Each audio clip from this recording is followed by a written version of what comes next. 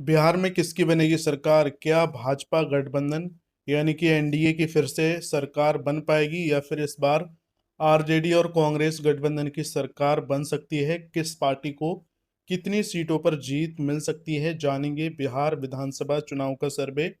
आपको बता दें, बिहार में किसी भी पार्टी को सरकार बनाने के लिए 122 विधानसभा सीटों की आवश्यकता होती है। यहाँ पर कुल 243 सीटें हैं। अब देखना ये होगा इस बार किस पार्टी को कितनी सीटों पर जीत मिल सकती है।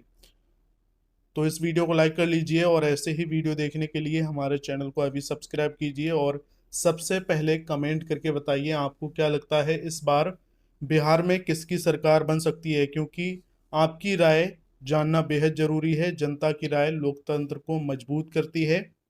तो कमेंट करके जरूर बताइए।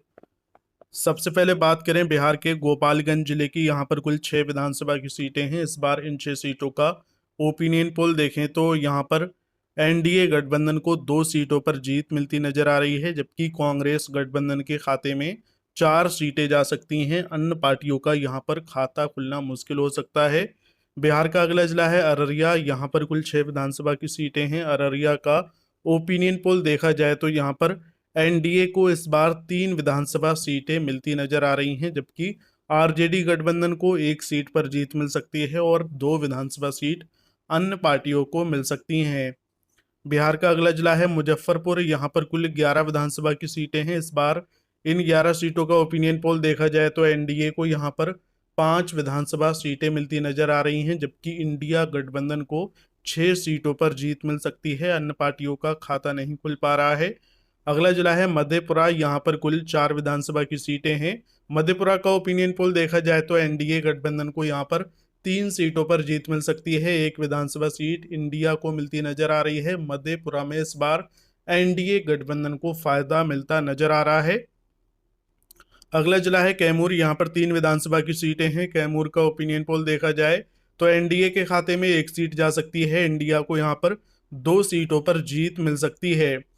बिहार का अगला जिला है बांका। यहाँ पर कुल 5 विधानसभा की सीटें हैं। बांका से एनडीए के खाते में 3 सीटें जा सकती हैं। इंडिया को यहाँ पर 2 सीटों पर जीत मिलने की संभावना है। इसी के साथ बात करें बिहार के सारण जिले की, यहाँ पर कुल 10 विधानसभा की सीटें हैं। सारण का ओपिनियन पोल देखा जाए तो एनडीए गठबंधन को 5 सीटों पर जीत मिलती नजर आ रही है, जबकि इस बार 4 विधानसभा सीट इंडिया गठबंधन को मिल सकती हैं। 1 सीट अन्य के खाते में जा सकती है।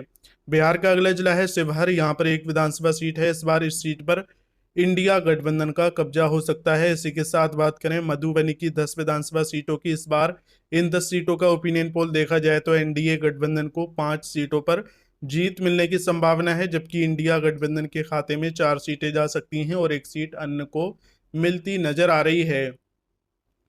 बिहार का अगला जिला है सुपौल। यहाँ पर कुल 5 विधानसभा की सीटें हैं। सुपौल का ओपिनियन पोल देखें तो एनडीए गठबंधन को यहाँ पर 3 सीटों पर जीत मिल सकती है। 1 विधानसभा सीट इंडिया को मिल सकती है और 1 सीट पर अन्य पार्टियों का कब्जा हो सकता है। इसी के साथ बात करें मुंगेर जिले की 3 विधानसभा सीटों की, इस बार इन 3 सीटों में से एनडीए के खाते में 2 सीटें जा सकती हैं। इंडिया को यहाँ पर 1 सीट पर जीत मिल सकती है।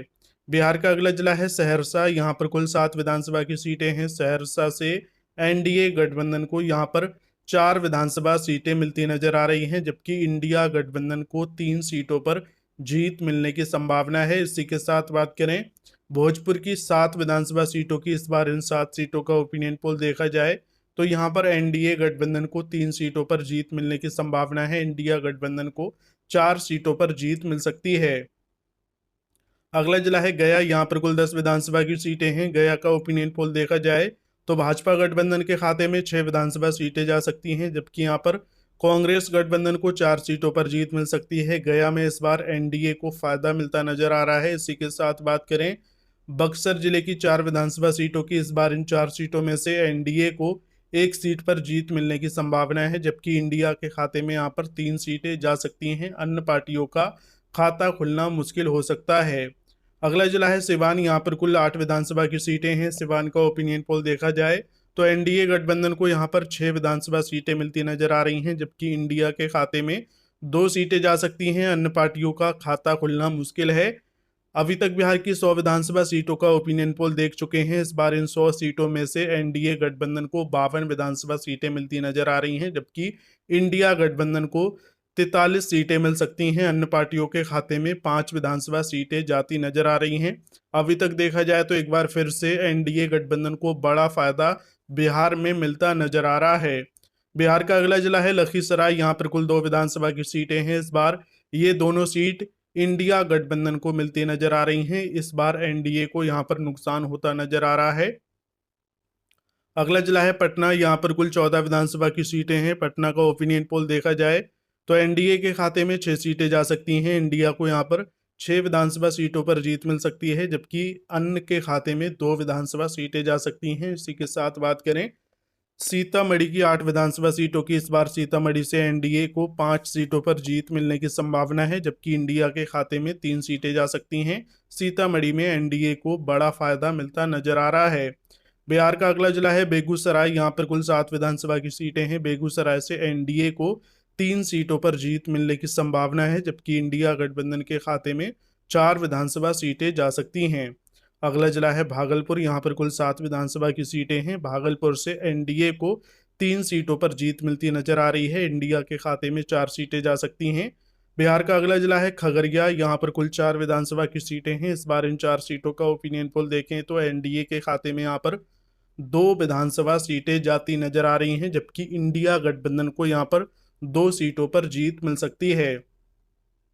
अगला जिला है शेखपुरा। यहाँ पर 2 सीटें हैं। इस बार ये दोनों विधानसभा सीट एनडीए गठबंधन को मिलती नजर आ रही हैं। इसी के साथ बात करें वैशाली की 8 विधानसभा सीटों की, इस बार इन 8 सीटों में से एनडीए के खाते में 5 विधानसभा सीटें जा सकती हैं, जबकि इंडिया को यहाँ पर 3 सीटों पर जीत मिलने की संभावना है। अन्य पार्टियों का खाता खुलना मुश्किल हो सकता है। वैशाली में इस बार देखा जाए तो एक बार फिर से एनडीए को यहाँ पर बड़ा फायदा मिल सकता है।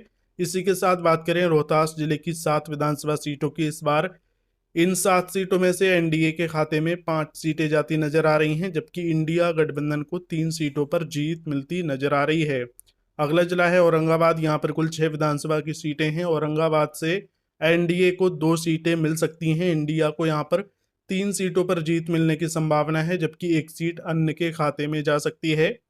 बिहार का अगला जिला है पूर्वी चंपारण। यहाँ पर कुल 12 विधानसभा की सीटें हैं। इस बार इन 12 सीटों का ओपिनियन पोल देखा जाए तो एनडीए को यहाँ पर 6 विधानसभा सीटें मिलती नजर आ रही हैं, जबकि इंडिया के खाते में 5 सीटें जा सकती हैं और अन्य को यहाँ पर 1 विधानसभा सीट मिल सकती है। अगला जिला है पश्चिमी चंपारण। यहाँ पर कुल 9 विधानसभा की सीटें हैं। इस बार पश्चिमी चंपारण से एनडीए को 4 सीटों पर जीत मिलने की संभावना है। इंडिया के खाते में 4 विधानसभा सीटें जा सकती हैं और 1 सीट अन्य के खाते में जा सकती है। इसी के साथ बात करें अरवल की 2 विधानसभा सीटों की, इस बार ये दोनों सीट एनडीए को मिलती नजर आ रही हैं। इसी के साथ बात करें कटिहार जिले की 7 विधानसभा सीटों की, इस बार इन 7 सीटों का ओपिनियन पोल देखा जाए तो एनडीए के खाते में यहाँ पर 5 विधानसभा सीटें जाती नजर आ रही हैं, जबकि इंडिया को 2 सीटों पर जीत मिल सकती है। कटिहार में इस बार एनडीए को फायदा मिलता नजर आ रहा है। अगला जिला है पूर्णिया। यहाँ पर कुल 7 विधानसभा की सीटें हैं। पूर्णिया का ओपिनियन पोल देखें तो यहाँ पर एनडीए को 5 सीटें मिलती नजर आ रही हैं, जबकि इंडिया के खाते में 2 सीटें जा सकती हैं। इसी के साथ बात करें समस्तीपुर जिले की, यहाँ पर कुल 10 विधानसभा की सीटें हैं। इस बार इन 10 सीटों में से एनडीए गठबंधन को यहाँ पर 7 सीटों पर जीत मिलने की संभावना है, जबकि इंडिया के खाते में 3 विधानसभा सीटें जा सकती हैं।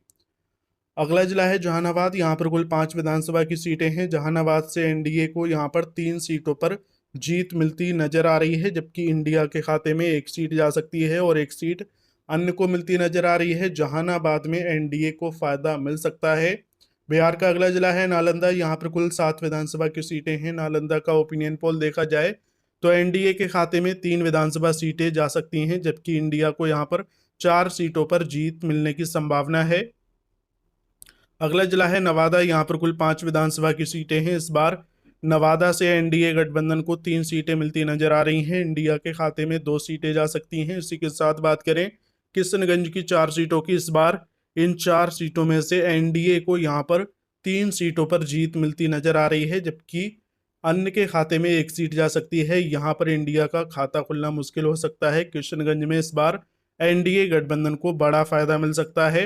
अगला जिला है दरभंगा। यहाँ पर कुल 6 विधानसभा की सीटें हैं। दरभंगा का ओपिनियन पोल देखा जाए तो एनडीए को यहाँ पर 3 सीटों पर जीत मिलने की संभावना है, जबकि इंडिया को 2 सीटें मिल सकती हैं। अन्य के खाते में 1 सीट जाती नजर आ रही है। बिहार का अगला जिला है जमुई। यहाँ पर कुल 4 विधानसभा की सीटें हैं। जमुई का ओपिनियन पोल देखें तो 2 सीटों पर एनडीए का कब्जा हो सकता है, जबकि इंडिया के खाते में 2 सीटें जा सकती हैं। अभी तक बिहार की सभी 243 सीटों का ओपिनियन पोल देख चुके हैं। इस बार इन 243 सीटों में से एनडीए गठबंधन को 130 सीटों पर जीत मिलती नजर आ रही है, जबकि इंडिया गठबंधन के खाते में 100 विधानसभा सीटें जा सकती हैं और अन्य पार्टियों को 13 सीटों पर जीत मिलती नजर आ रही है। आपको बता दें, बिहार में किसी भी पार्टी को सरकार बनाने के लिए 122 सीटों की आवश्यकता होती है। अभी देखा जाए तो यहाँ पर एनडीए गठबंधन को 130 सीटों पर जीत मिलती नजर आ रही है, यानी बिहार में एक बार फिर से बीजेपी और जेडीयू गठबंधन की सरकार बनती नजर आ रही है। तो आपको क्या लगता है, किसकी बनेगी सरकार? कमेंट करके अपनी राय जरूर दीजिए।